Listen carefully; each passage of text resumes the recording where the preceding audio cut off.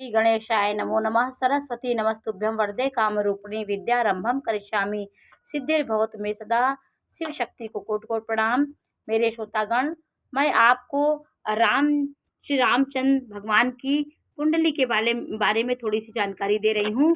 देखिए, रामचंद्र जी का जो कुंडली तैयार की गई, ये ऋषि मुनियों की द्वारा ये कुंडली तैयार की गई, क्योंकि अनुमानित ये कुंडली है।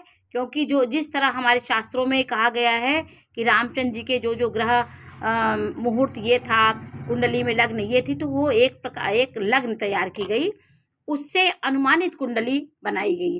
रामचंद्र जी के जो जो मर्यादा पुरुषोत्तम भगवान रामचंद्र जी के जो जो गुण थे, वो इस कुंडली के अनुसार वो सटीक बैठते हैं। तो ये कर्क लग्न की कुंडली थी। जो उनका नक्षत्र बताया गया, वो नक्षत्र तैयार किया गया। कौन सा नक्षत्र है? तो नौमी तिथि थी रामचंद्र जी, नौमी तिथि मधुमास सुहावा, नौमी तिथि चैत शुक्ल पक्ष की नौमी तिथि, और अभिजीत मुहूर्त में रामचंद्र जी का जन्म हुआ था। ठीक 12 बजे उनका जन्म हुआ था। भगवान श्री कृष्ण का भी जन्म रात के 12 बजे हुआ था, और भगवान रामचंद्र जी का जन्म दिन में 12 बजे हुआ था, दोपहर के। और कर्क राशि थी, पहला चरण कर्क राशि का था। पुनर्वसु नक्षत्र पहला चरण ही उनका था। वो सबसे बड़े थे, तो कर्क राशि के पहले चरण में उनका जन्म हुआ था। और जो चरण थे और जो राशियां हैं, नक्षत्र हैं, उसमें और भाइयों का जन्म हुआ था। क्योंकि उसी दिन सबका जन्म हुआ था, तो राशि एक ही होगी सबकी। तो रामचंद्र जी का जन्म पुनर्वसु नक्षत्र, ये कर्क राशि का पहला ही नक्षत्र है। फिर उसके बाद पुष्य नक्षत्र आता है। पुष्य नक्षत्र के चारों चरण हुए, उसमें लक्ष्मण उसमें वो भरत जन्म लिए होंगे, और उनको लक्ष्मण जी का श्लेखा नक्षत्र था। श्लेखा नक्षत्र, अश्लेखा नक्षत्र, वो एक मूल का नक्षत्र होता है। तो इस तरह हमारे शास्त्रों में इस तरह वर्णन किया गया है। चारों भाइयों की एक ही राशि थी, वो लोग उसी दिन सबका जन्म हुआ था। तो इसलिए रामचंद्र जी के कुंडली में पुनर्वसु नक्षत्र में उनका जन्म हुआ था। ये बृहस्पति का नक्षत्र है। ये बहुत जीवन में अपने पिता के कार्यों को आगे बढ़ाने वाले, पिता के जितने भी कार्य अधूरे रह जाते हैं, पुनर्वसु नक्षत्र वाले उसको पूरा करते हैं। इनके जीवन में नाना प्रकार की परेशानियां आती हैं, लेकिन ये इनका जीवन में पुनर्निर्माण हर चीज़ का ये करते हैं। तो बहुत अच्छे नक्षत्र होता है। श्री कृष्ण जी का नक्षत्र रोहिणी था, और रामचंद्र जी का नक्षत्र पुनर्वसु है। उनका स्वामी बृहस्पति होता है। तो कर्क राशि में पुनर्वसु नक्षत्र का एक चरण आता है, पुष्य का 4 चरण आता है, अश्लेखा के 4 चरण से कर्क राशि का निर्माण होता है। ग्रहों की स्थिति देखिए, कर्क राशि और कर्क लग्न में ही उनका जन्म हुआ था। लग्न भी वही थी, राशि भी वही थी रामचंद्र जी की। और चंद्रमा बृहस्पति, उच्च का बृहस्पति चंद्रमा के साथ गज केसरी योग का निर्माण कर रहा है। प्रथम लग्न उनकी बहुत विशाल है। गज केसरी वाला व्यक्ति बहुत विख्यात होता है, और उसके पास जीवन के हर प्रकार की सुख सुविधाएं उसके जीवन में आती हैं।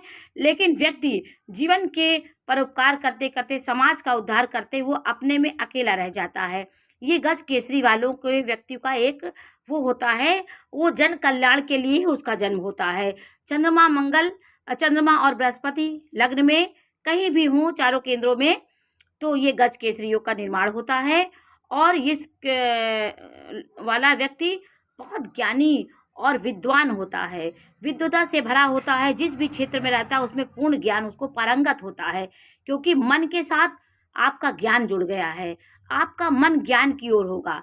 रामचंद्र जी के कुंडली में जिस तरह उच्च ग्रहों की स्थिति है, तो रामचंद्र जी के जन्म के समय सारे ग्रह अनुकूल हो गए थे। उच्च का शनि, देखिए उच्च का शनि सुख भाव में बैठा है, तो रामचंद्र जी की उच्चता की हर चीज उनको मिली है, और बहुत उच्च लेवल में और उदात्त विचार वाले रामचंद्र जी, हमारे भगवान रामचंद्र जी थे। मंगल देखिए रुचक नामक महापुरुष योग का निर्माण कर रहा है, और शनि जो है वो शश नामक योग महापुरुष का योग का निर्माण कर रहा है। सूर्य से देखिए, ये सूर्य है उच्च का सूर्य। उच्च का सूर्य आपको विख्यात, आपको राजा बनाता है। तो रामचंद्र जी के जो ये उच्च के ग्रह थे, इसलिए भगवान रामचंद्र जी इस तरह कुंडली बनना बहुत मुश्किल हो जाता है, क्योंकि ग्रहों जो भी हमारे धरती पे हमारे बहुत ज्ञानी और बहुत उदात्त व्यक्तियों का जन्म होता है, उनकी कुंडलियों में कुछ योग बन जाते हैं। लेकिन भगवान श्री रामचंद्र जी की कुंडली में जो योग बने, सारे ग्रह अनुकूल हो गए थे। सूर्य उच्च का है 10वें भाव में, ये आपको राज्य, सत्ता, शासन और समाज के बीच आपको बहुत प्रेम दिलाता है। समाज में आप मुखिया, राजा और हर तरह के दुखों को दूर करने वाले आप व्यक्ति होंगे। उच्च के ग्रह अपने लिए नहीं, वो समाज के लिए बहुत बड़ा बड़ा काम करते हैं और समाज को एक नई दिशा देते हैं। शनि उच्च का शश योग बना रहा है। पंच महापुरुष योग में ये सब आते हैं। चंद्रमा उच्च का है, बृहस्पति उच्च का हंस योग बना रहा है। शनि उच्च का है, ये शश योग बना रहा है। सूर्य उच्च का है तो आपको राज, सत्ता, शासन, सत्ता में बहुत आगे ले जाएगा। और मंगल से रुचक योग का निर्माण हो रहा है। और शुक्र से मालव्य योग, शुक्र उच्च का होगा तो आपको आपके मर्यादा पुरुषोत्तम भगवान राम, शुक्र अच्छा होने से आप बहुत मर्यादित व्यक्ति होंगे। और शुक्र के आपका उच्च का शुक्र आपको उच्चता की दिमाग रखता। आपकी स्त्री बहुत बहुत ज्ञानी, पतिव्रता, हर तरह के ज्ञानी होंगी, पतिव्रता होंगी। तो ये रामचंद्र जी की कुंडली में, इसी तरह की कहीं कुंडली में ऐसे ग्रहों की स्थिति, एक आध ग्रह हो जाते हैं लेकिन सारे ग्रह नहीं हो पाते हैं, कि सिर्फ भगवान की कुंडली ही ऐसी है। और देखिए राहु शत्रु हंता योग बना रहा है 6वें भाव में। 6वें भाव का राहु आपको बहुत आगे ले जाता है। बहुत ये राहु का सबसे अच्छा भाव होता है 6वां, 3रा, 11वां, 10वां भाव, इसमें राहु बहुत अच्छे होते हैं। तो रामचंद्र जी की कुंडली की थोड़ी सी विवेचना हुई, क्योंकि उच्च के ग्रह, इनके सारे ग्रह अपने अनुकूल और व्यक्ति को उस तरह अपने ग्रहों के अनुकूल व्यक्ति को आगे बढ़ाते हैं। तो हमारे जीवन में जो भी उच्चता मिलती है, जो भी हमारे जीवन में संकट आता है, जो भी हमारे ग्रहों की आता है, देखिए उच्च का मंगल आप इनके 7वें भाव में है, वैवाहिक जीवन को खराब किया। वैवाहिक जीवन में मंगल, ये मंगली मंगला थे रामचंद्र जी। वैवाहिक जीवन में देखिए उत्पात इनके हुआ, क्योंकि भगवान थे।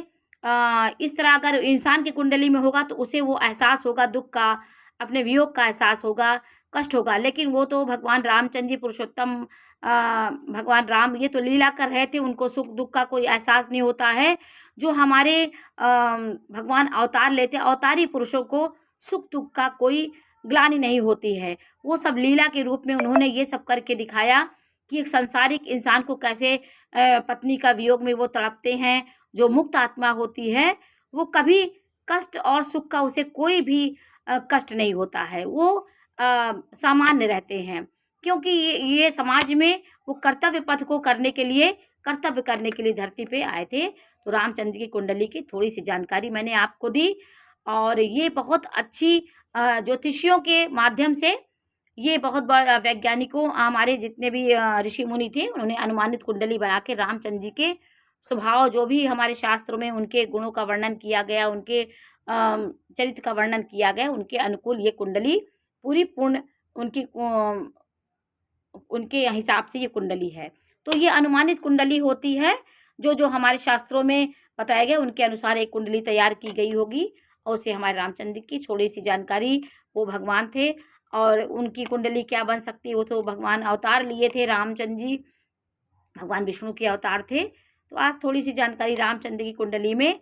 बोलो सियावर रामचंद्र की जय।